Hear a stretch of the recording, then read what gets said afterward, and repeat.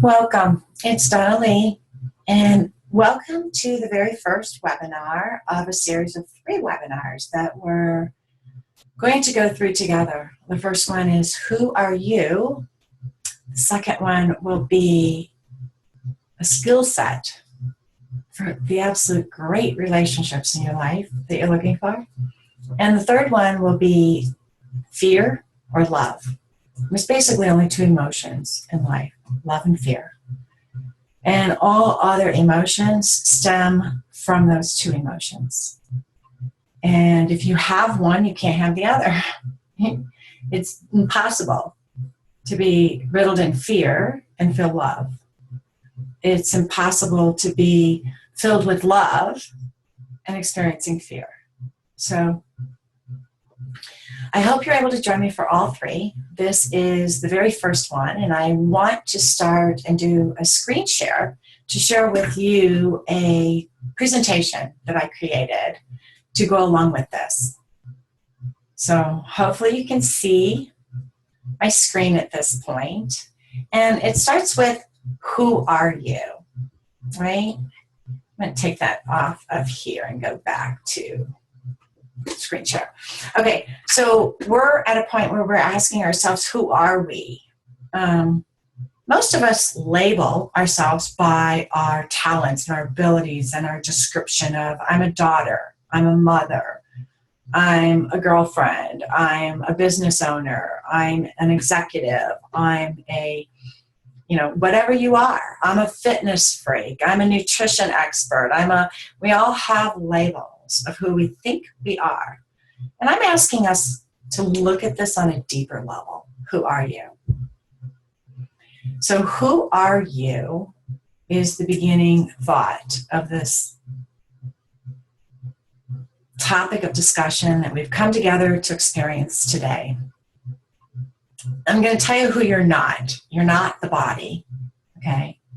We all know that. You're not the body. You have a body. It's truly your transportation vehicle on this experience of life. It truly is your messaging system. It will guide you with discontent, with feelings of anxiety, or a pit in your stomach, or a lump in your throat. Those things are here to tell us that our thinking isn't in alignment with the truth of who we are. That's simple. The body is amazing because it doesn't require us to tell it when to breathe or when to pump blood through our heart or when the heart needs to beat or anything. It doesn't. The minute we get a cut, our subconscious mind goes to work sending the right white blood cells to heal that cut for us alone. So you're also not the roles you play. So you're not the secretary, you're not the business executive, you're not the cashier at the store. You're also not just male or female. You're not your sex. You're not your nationality or your heritage. You're not your status in life. You're also not your problems. So you might have challenging situations presenting to you at this point in your life, but you are not those problems at all, ever. You are so much bigger.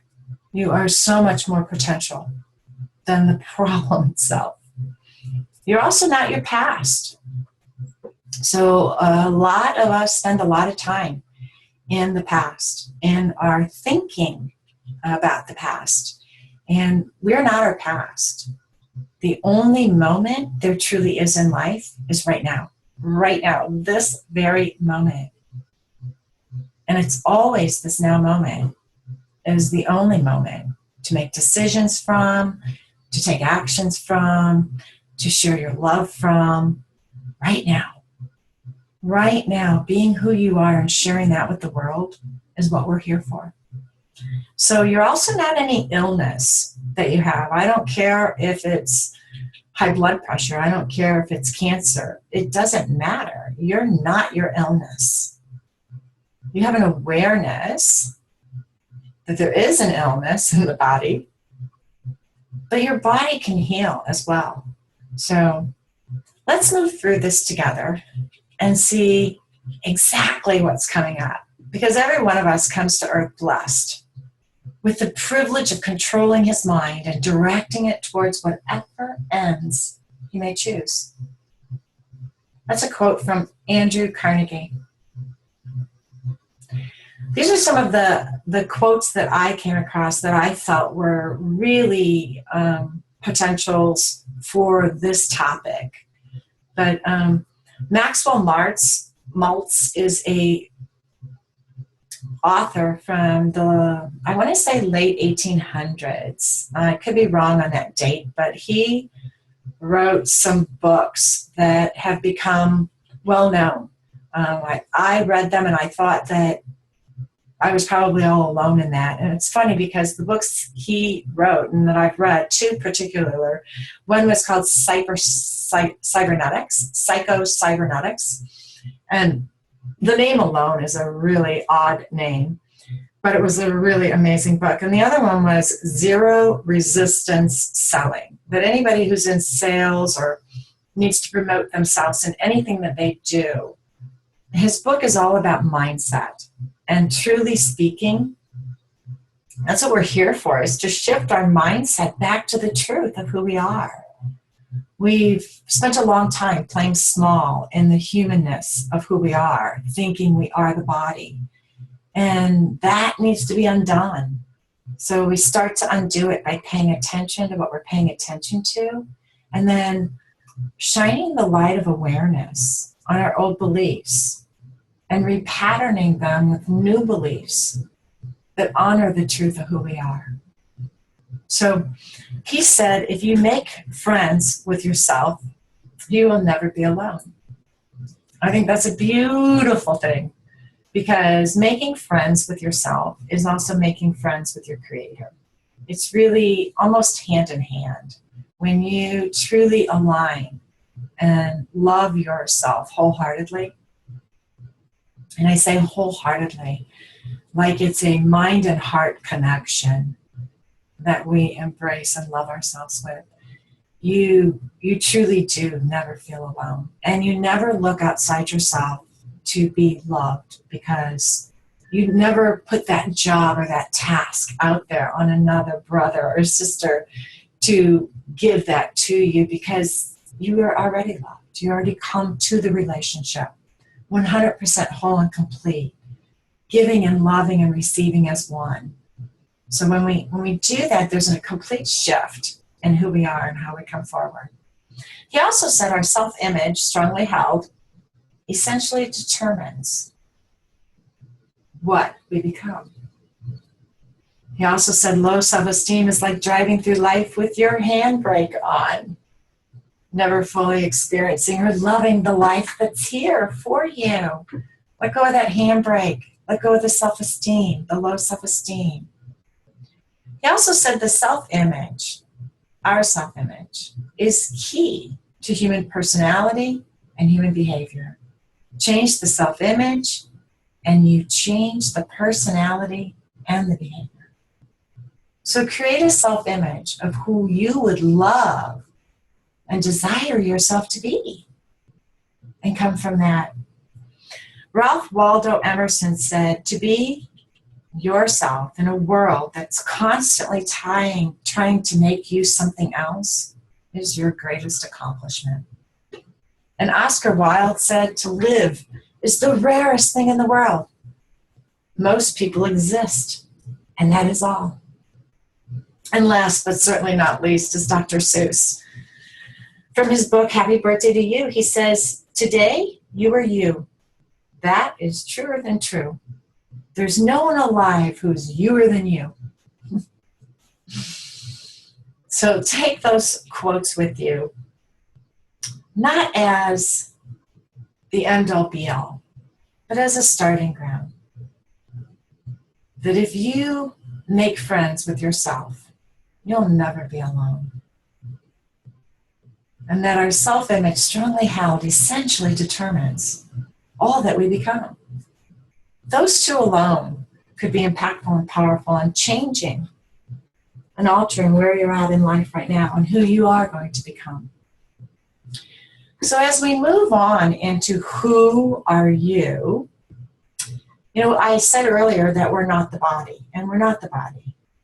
We have a body, and we're here having a human experience, but we're really the spirit. There is a spirit within each and every one of us. And that's what's really here, able to connect with the infinite mind, the one mind of all. And that is where we need to really come from, to really allow ourselves the truth of our experience in our human experience. If we can come from it with the mindset and the knowing that we're more than just the body, we don't feel so limited by the reality in the realm that the body experiences day in and day out. So ponder that with some thought, because we truly have a body and we need it. And don't get me wrong, we nurture it and nourish it and tend to it 24 hours a day. We're bathing it, we're wiping it, we're brushing our teeth, we're dressing it and undressing it, we're feeding it, we're totally putting it to bed, waking it up, jumping in the shower. We're always tending to the body. It's truly what we do most during our day is tend to the body. And I truly believe that we need to tend to the body and nurture it and love it and take care of it and support it. But everything it does internally is done for us. It's a miraculous example to show us that every breath we take is the life that sustains this body. So every single breath we breathe in is that powerful force of God filling us up with life in every breath. And the breath I breathe is the same breath you breathe. We all breathe the same air. For me, as I started my journey, it was a little difficult for me to embrace the invisible. And I probably have always had that awareness that I have a bit of difficulty embracing the awareness. But when you break it down and you own it for yourself, and I invite you to do this in your own life, as you break it down, what are you resisting? I had a resistance to electricity. I didn't understand how electricity works, but I certainly rely upon it, trust upon it, and call upon it all day long, every day when I'm flipping on and powering up, whether it be my computer, whether it be reaching in the refrigerator to get something out. I rely on the power to run that refrigerator to keep my food cold.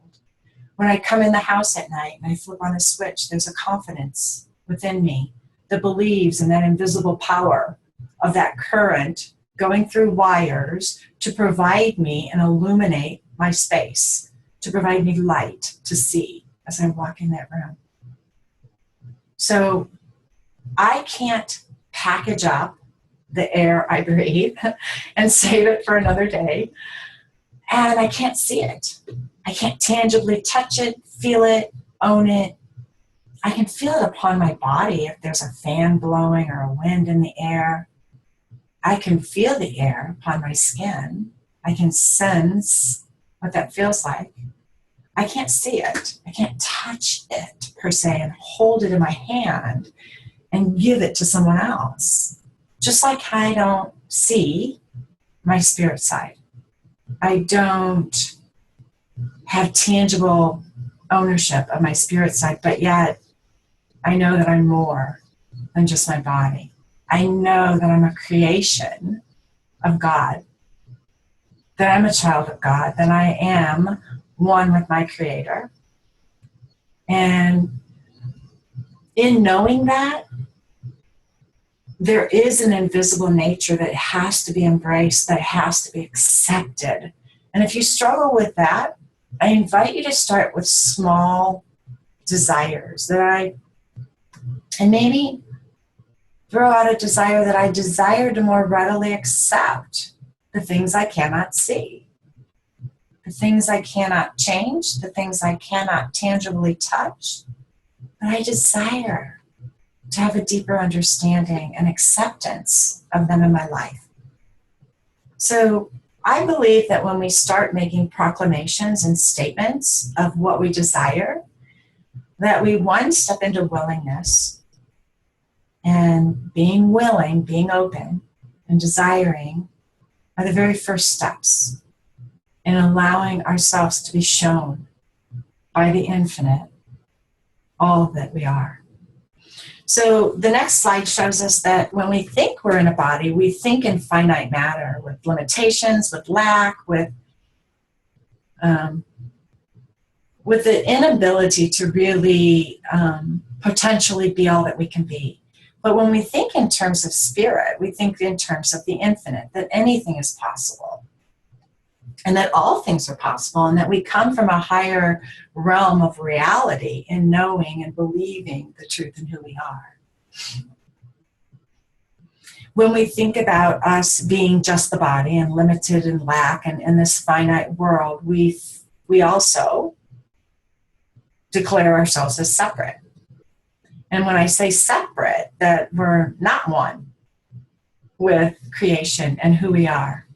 That if we come from spirit and we come from a mindset of our limitlessness and our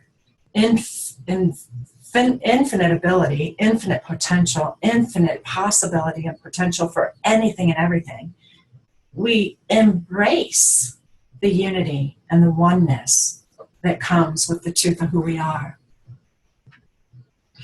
The next slide throws out a bunch of these, but when we come from the body and that finite, limited sense of lack and limitation and separateness, we generally operate out of our own self-made persona of who we are, and that truly is our ego. And when we come from there, we spend a lot of our time thinking in the past. And we allow ourselves to be pretty much tortured and relive past experiences that we found unpleasant or imperfect in some way, shape, or form. And we truly get stuck on thinking about them over and over and over again. Or we think about the future with worry and doubt and fear.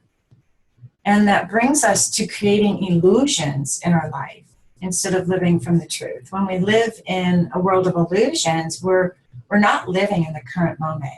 Right now, this very moment is the truth, is the presence of who we are. Right now, in this very moment, is all there really is in making of decisions, making of reality, making of our creation, creating. We have to do it from this now moment.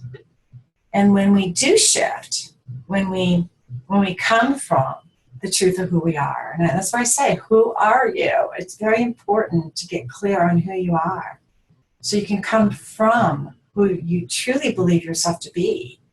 And then you catch yourself when you're playing small and coming from the ego.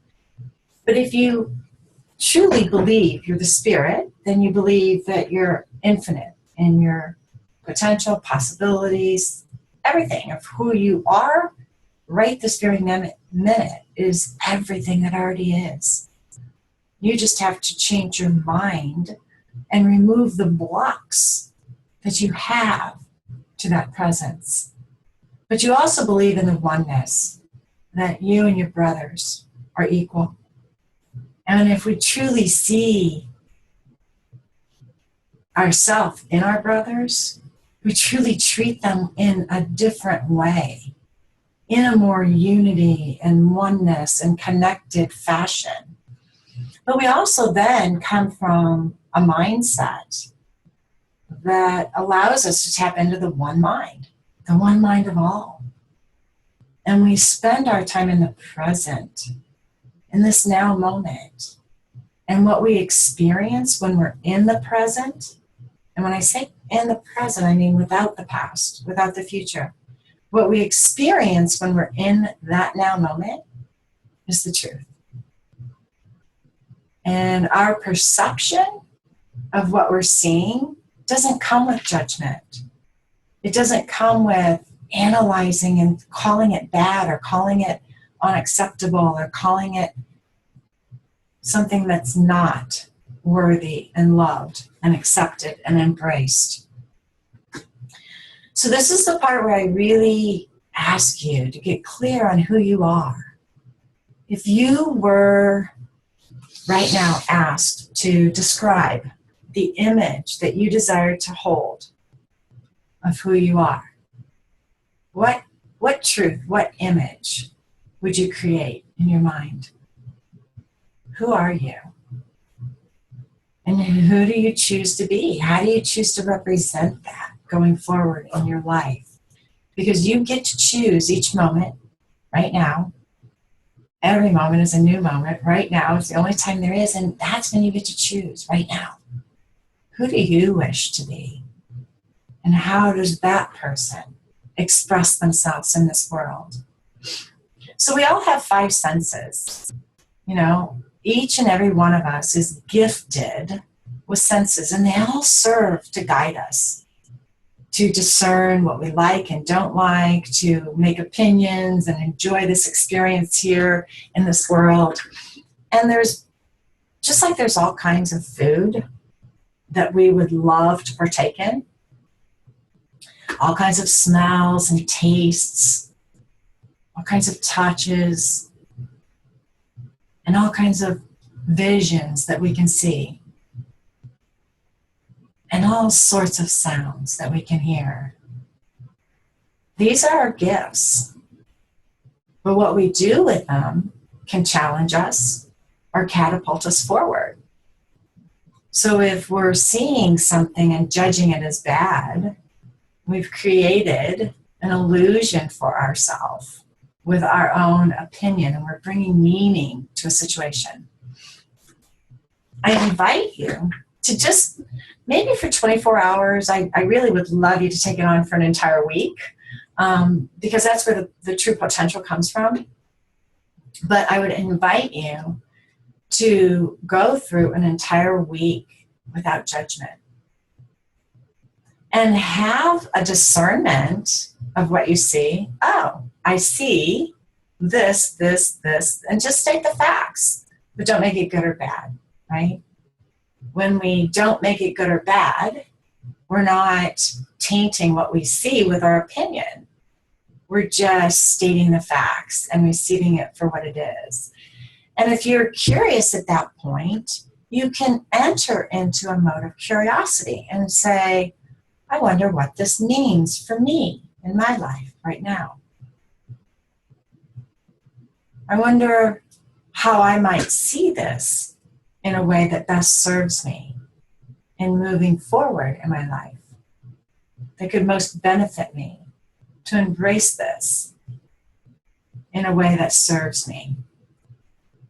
And not just with seeing. I'm talking about any time you discern something and have an opinion. You know, it could be hearing. At one point in my life, I had the most absurd rejection to the F word. And every single time it was said, I just cringed.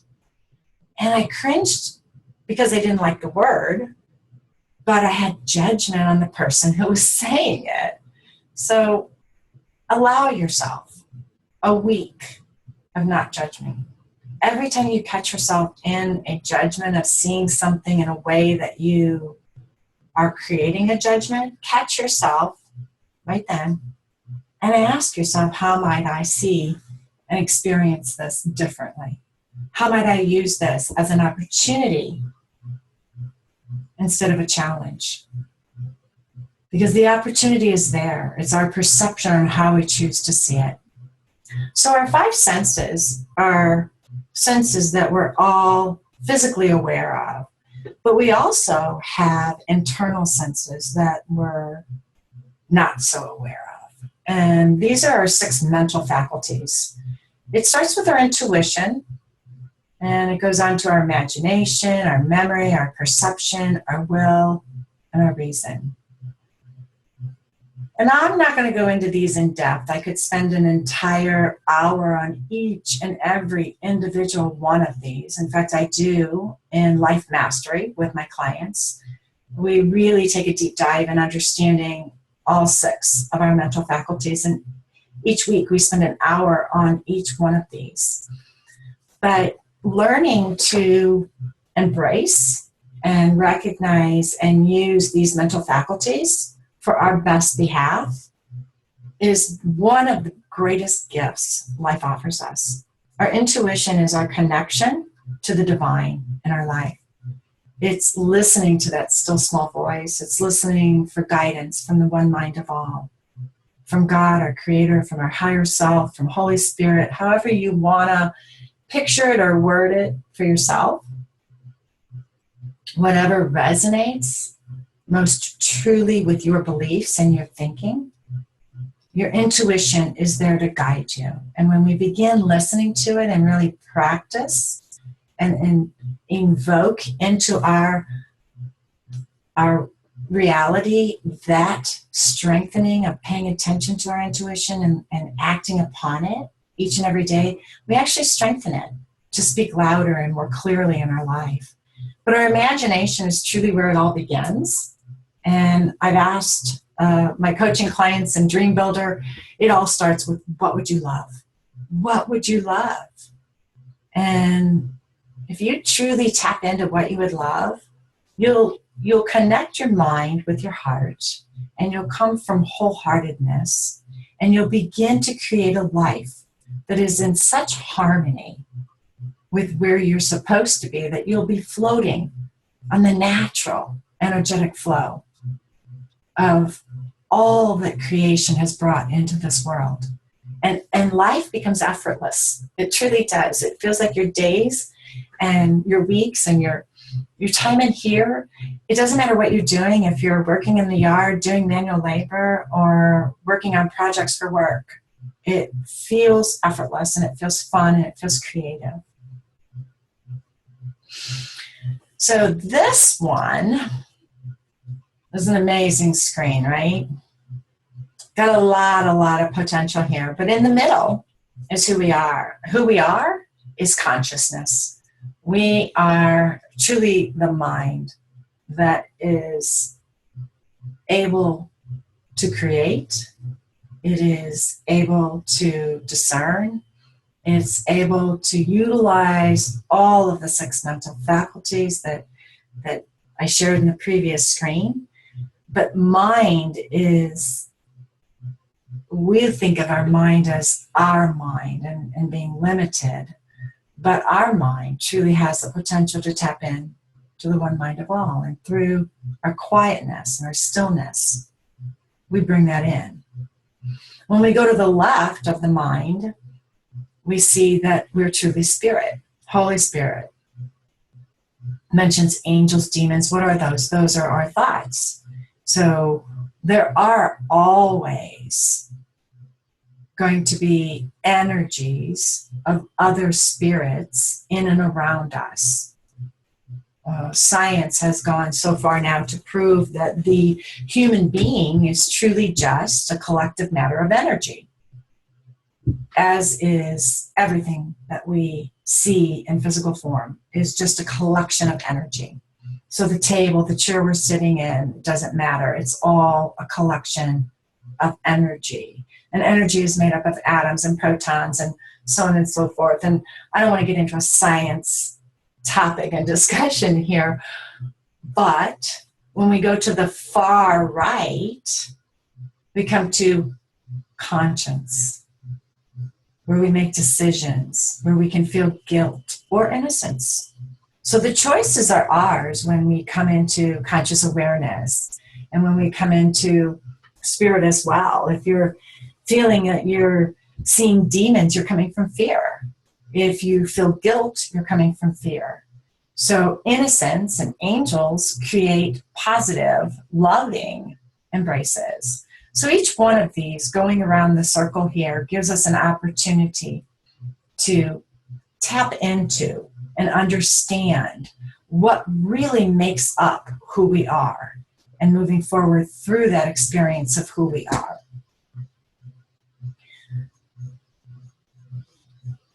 I think if I share up at the top, we started with 5 senses. I shared with you the 5 senses on the previous page. The 5 senses are only available in this physical world, in the human body, in the realm of reality that we're experiencing the world from, okay? And each one of these creates and shows us different ways of seeing things, right?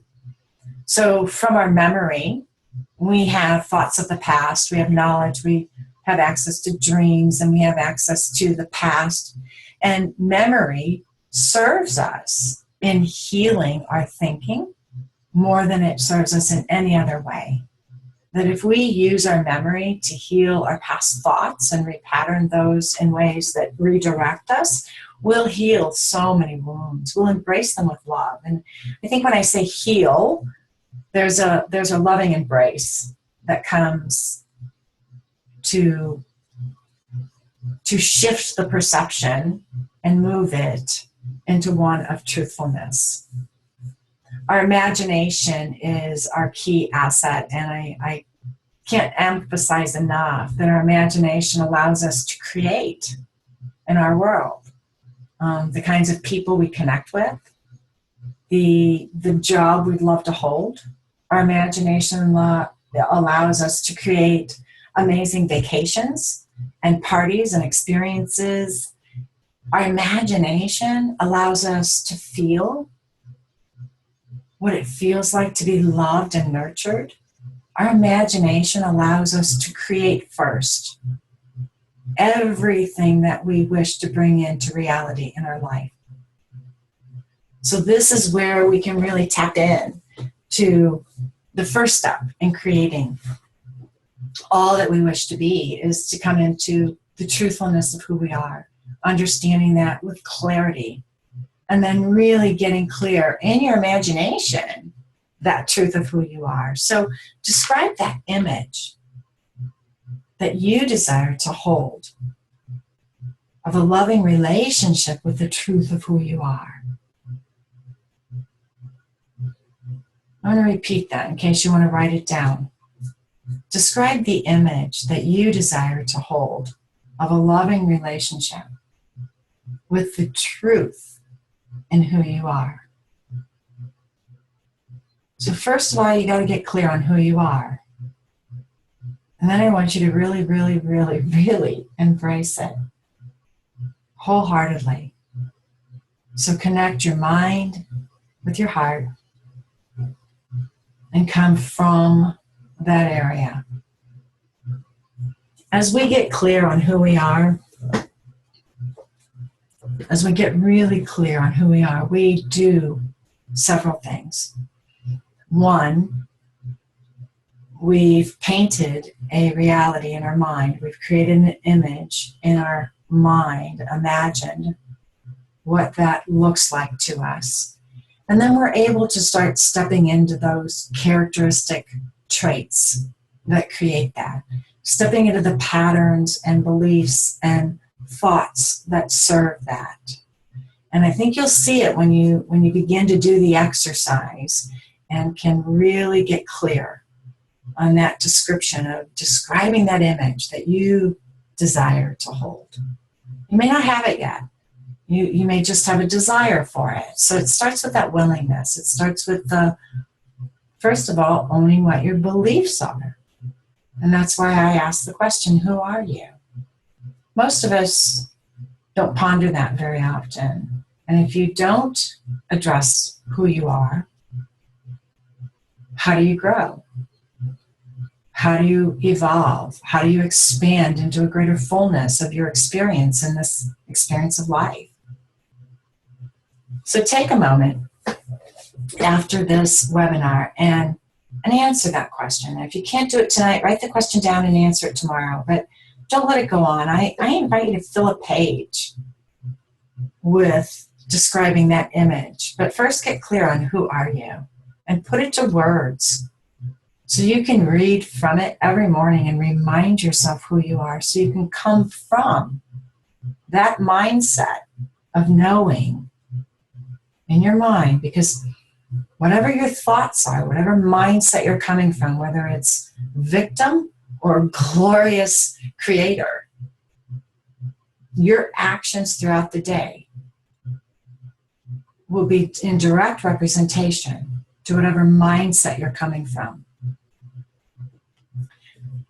The best part of life mastery, the best part of understanding who you are, the best part of getting clear on the loving relationship you desire to have with yourself, with your creator, with God, is really who you become along the way.